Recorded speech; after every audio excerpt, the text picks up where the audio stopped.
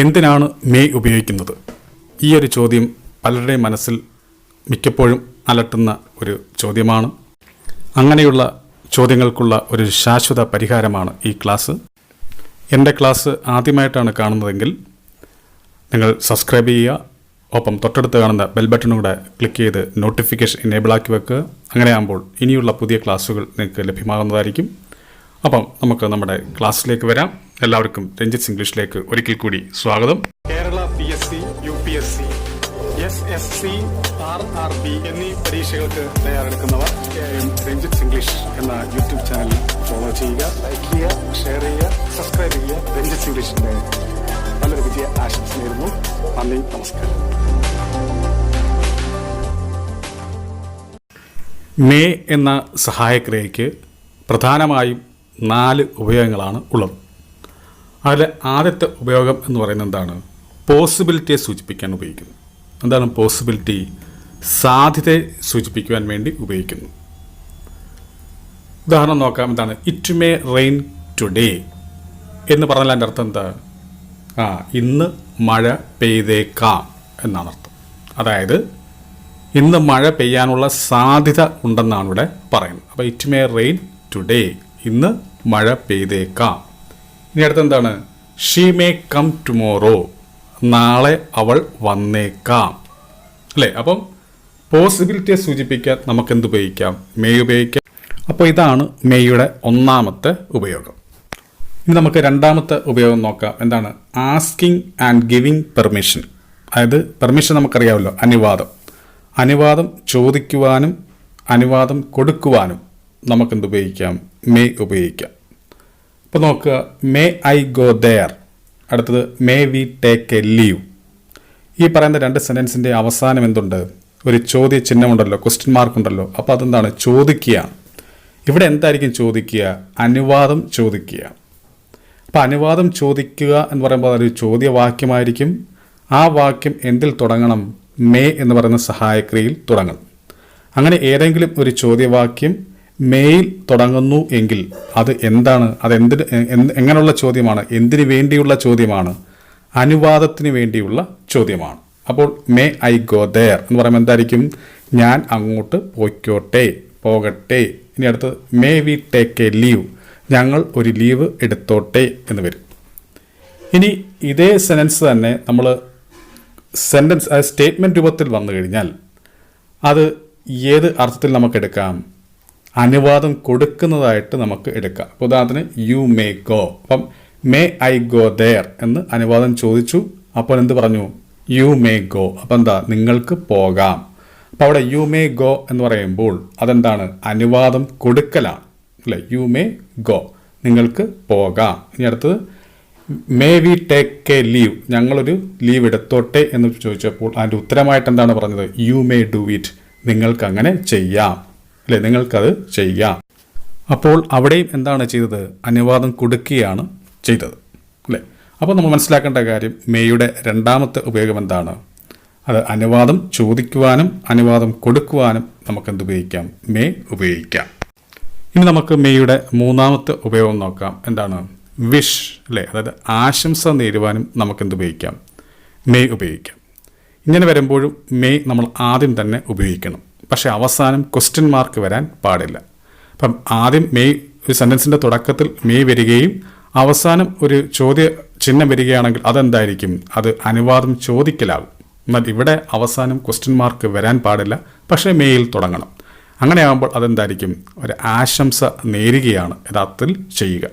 അപ്പോൾ നോക്കാം, may God bless you എന്ന് പറയുമ്പോൾ എന്തായിരിക്കും? നിങ്ങളെ ദൈവം അനുഗ്രഹിക്കട്ടെ. ഇനി may you get first rank, നിങ്ങൾക്ക് ഫസ്റ്റ് റാങ്ക് കിട്ടട്ടെ എന്നാണ്. അപ്പോൾ ഇതിനുശേഷം ഒരു ക്വസ്റ്റ്യൻ മാർക്ക് വന്നായിരുന്നെങ്കിൽ അതെന്തായി മാറിയേനെ? അനുവാദം ചോദിക്കലായി മാറിയേനെ. എന്നാൽ ഇവിടെ എന്തില്ല? ക്വസ്റ്റ്യൻ മാർക്കില്ല. അപ്പോൾ എങ്ങനെയായാലും രണ്ടിടത്തും മെയിലാണ് തുടങ്ങേണ്ടത്. അല്ലേ? അനുവാദം ചോദിക്കുമ്പോഴും മെയിലാണ് തുടങ്ങേണ്ടത്, അതുപോലെ ആശംസ അർപ്പിക്കുമ്പോഴും മെയിലാണ് തുടങ്ങേണ്ടത്. പക്ഷെ വ്യത്യാസം എന്താ? അനുവാദം ചോദിക്കലാകുമ്പോൾ അവസാനം ക്വസ്റ്റ്യൻ മാർക്ക് വരണം. എന്നാൽ ആശംസ നേരുമ്പോൾ മെയിൽ തുടങ്ങിയാണെങ്കിലും അവസാനം ക്വസ്റ്റ്യൻ മാർക്ക് വരാൻ പാടില്ല. അപ്പം മേയുടെ മൂന്നാമത്തെ ഉപയോഗം മനസ്സിലായല്ലോ. എന്താണ്? ആശംസ നേരുവാൻ നമുക്ക് മേ ഉപയോഗിക്കാം. ഇനി നമുക്ക് മേയുടെ നാലാമത്തെ ഉപയോഗം നോക്കാം. എന്താണ് നാലാമത്തെ ഉപയോഗം? ഒരു പർപ്പസിനെ സൂചിപ്പിക്കാൻ, അതായത് ലക്ഷ്യത്തെ സൂചിപ്പിക്കാൻ നമുക്കെന്ത് ഉപയോഗിക്കാം? മേ ഉപയോഗിക്കാം. അങ്ങനെ ലക്ഷ്യത്തെ സൂചിപ്പിക്കുമ്പോൾ അങ്ങനെ ആ തരത്തിൽ നമ്മൾ മേ വെച്ച് പറയുമ്പോൾ നമ്മൾ ഏത് സെൻറ്റൻസ് ആണോ പറയുന്നത് ആ സെൻറ്റൻസിൽ സോ ദാറ്റ് എന്ന് പറയുന്ന സംഭവം ഉണ്ടെങ്കിൽ അതാണ് സോ ദാറ്റ്. എന്താ സോ ദാറ്റിൻ്റെ അർത്ഥം? അതുകൊണ്ട് എന്നർത്ഥത്തില്ല. സോ ദാറ്റ് കൊണ്ട് ഉദ്ദേശിക്കുന്നത്, അല്ലെങ്കിൽ അങ്ങനെ ആയാൽ എന്നൊക്കെ അർത്ഥത്തിലാണ് സോ ദാറ്റ് കൊണ്ട് ഉദ്ദേശിക്കുന്നത്. അങ്ങനെ സോ ദാറ്റ് കഴിഞ്ഞ് വരുന്ന ഭാഗത്ത്, ആ സോ ദാറ്റിന് ശേഷം വരുന്ന സെൻറ്റൻസിൻ്റെ ഭാഗത്ത് മേ ഉണ്ടെങ്കിൽ ആ മേ എന്തിനായിരിക്കും അവിടെ ഉപയോഗിക്കുക? ഒരു പർപ്പസിനെ സൂചിപ്പിക്കാനായിരിക്കും മേ അവിടെ ഉപയോഗിച്ചിരിക്കുക. ഇപ്പോൾ ഇവിടെ നോക്കുക, മോഹൻ വർക്ക്സ് ഹാർഡ്. മോഹൻ എന്ത് ചെയ്യുന്നുണ്ട്? കഠിനാധ്വാനം ചെയ്യുന്നുണ്ട്. സോ ദാറ്റ്, അങ്ങനെ കഠിനാധ്വാനം ചെയ്യുന്നത് കൊണ്ടുള്ള അവൻ്റെ ലക്ഷ്യം എന്താണ്? He may get A better future, അല്ലേ? അവനൊരു ബെറ്റർ ഫ്യൂച്ചർ ഉണ്ടാകണം അല്ലെങ്കിൽ കിട്ടണം എന്ന ലക്ഷ്യമാണ്. ആ ലക്ഷ്യമാണ് അവനെ എന്തിന് പ്രേരിപ്പിക്കുന്നത്? കഠിനാധ്വാനം ചെയ്യുവാൻ വേണ്ടി. അപ്പോൾ അവൻ്റെ ലക്ഷ്യമാണ്. ആ ലക്ഷ്യത്തെ സൂചിപ്പിക്കുന്ന സെൻറ്റൻസുകളിലാണ് നമ്മൾ സോ ദാറ്റ് ഉപയോഗിക്കുന്നത്. അങ്ങനെ സോ ദാറ്റ് ഉപയോഗിക്കുമ്പോൾ അവിടെ നമുക്ക് സഹായക്രിയയായിട്ട് നമുക്ക് എന്തുപയോഗിക്കാം? മേ ഉപയോഗിക്കാം. അവിടെ മേ എന്തായിരിക്കും? മേ കൊണ്ട് എന്താണ് നമ്മൾ ഉദ്ദേശിക്കുന്നത്? മേ അവിടെ എന്തിനാണ് നമ്മൾ ഉപയോഗിക്കുന്നത്? ഒരു ലക്ഷ്യത്തെ സൂചിപ്പിക്കാൻ വേണ്ടിയാണ് നമ്മളവിടെ മേ ഉപയോഗിക്കുന്നത്. അടുത്ത എക്സാമ്പിൾ നമുക്ക് നോക്കാം. Rahim tries to book train ticket. Rahim എന്ത് ചെയ്യുന്നു? ട്രെയിൻ ടിക്കറ്റ് ബുക്ക് ചെയ്യാൻ ശ്രമിക്കുന്നു. അങ്ങനെ ശ്രമിക്കുന്നതിലൂടെ അവൻ ലക്ഷ്യം വെക്കുന്നത് എന്താണ്? So that. അവിടെയും സോ ദാറ്റ് വന്നല്ലോ. അങ്ങനെ സോ ദാറ്റ് വന്നു കഴിഞ്ഞാൽ പിന്നെ അവിടെ നമുക്ക് ഏത് സഹായക്രിയ നമുക്ക് ഉപയോഗിക്കാം? മേ നമുക്ക് ഉപയോഗിക്കാം. അപ്പോൾ എന്താണ് അവൻ്റെ ലക്ഷ്യം? He may come home. അവൻ്റെ ലക്ഷ്യം വീട്ടിലെത്തുക എന്നുള്ളതാണ്. അപ്പോൾ അങ്ങനെ വീട്ടിലെത്തുക എന്നുള്ള ലക്ഷ്യത്തോടു കൂടിയാണ് അവൻ എന്ത് ചെയ്യുന്നത്? ട്രെയിൻ ടിക്കറ്റ് ബുക്ക് ചെയ്യുന്നത്. അപ്പോൾ അവിടെ മേ വന്നിട്ടുണ്ട്. അങ്ങനെയുള്ള സെൻറ്റൻസിൽ അങ്ങനെയുള്ള ഭാഗത്ത്, അതായത് സോ ദാറ്റിന് ശേഷം മേ വരികയാണെങ്കിൽ ആ മേ കൊണ്ട് എന്തിനു വേണ്ടിയാണ് ആ മേ നമ്മൾ ഉപയോഗിക്കുന്നത്? ഒരു ലക്ഷ്യത്തെ അല്ലെങ്കിൽ പർപ്പസിനെ സൂചിപ്പിക്കാൻ വേണ്ടിയാണ് അവിടെ മേ നമ്മൾ ഉപയോഗിക്കുന്നത്. അപ്പോൾ മേയുടെ നാലാമത്തെ ഉപയോഗം എന്താണ്? പർപ്പസിനെ അല്ലെങ്കിൽ ലക്ഷ്യത്തെ സൂചിപ്പിക്കുവാനും നമുക്ക് എന്ത് ഉപയോഗിക്കാം? മേ ഉപയോഗിക്കാം. അപ്പോൾ നമുക്ക് പഠിച്ചത് ഒന്നുകൂടെ റിവൈസ് ചെയ്യാം. നമുക്ക് ഈ 4 ഉപയോഗങ്ങളെ ഒന്നുകൂടെ നോക്കാം. അപ്പോൾ മേ എന്തിനൊക്കെ ഉപയോഗിക്കാം? നമുക്ക് പോസിബിലിറ്റിയെ സൂചിപ്പിക്കാൻ നമുക്ക് ഉപയോഗിക്കാം. പിന്നെ ആസ്കിങ് ആൻഡ് ഗിവിങ് പെർമിഷൻ, അതായത് അനുവാദം ചോദിക്കുവാനും അനുവാദം നൽകുവാനും നമുക്ക് മേ ഉപയോഗിക്കാം. അതുപോലെ വിഷ്, ആശംസയെ സൂചിപ്പിക്കാൻ നമുക്ക് ആശംസ നേരുവാൻ നമുക്ക് മേ ഉപയോഗിക്കാം.